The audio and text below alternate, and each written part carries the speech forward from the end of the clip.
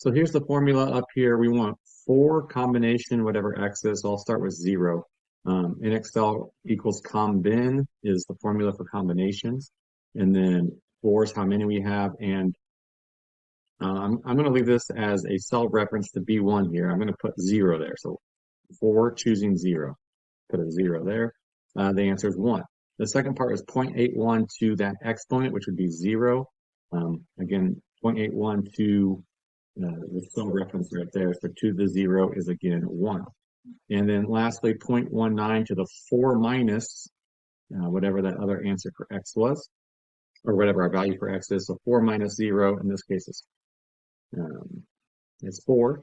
And that's that result there. And then down here it says multiply, or I have the actual computation going on. Multiply these 3 results together. So 1 times 1 times 0. Yeah, and she's rounded to 3 decimals here, but we're getting the same result. You plug a 1 in there, you should be getting 0.022. You plug a 2 in there, 0.142. A 3 is 0.404, and the 4. So the answers are matching up. I want to encourage you to never use this formula, though.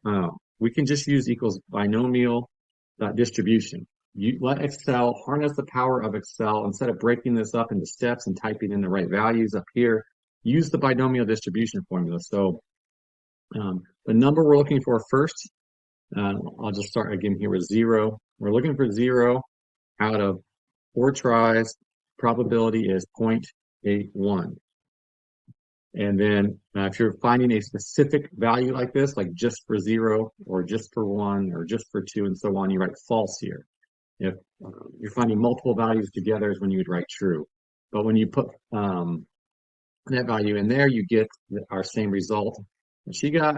If we change that 0 to a 1, you get the result there.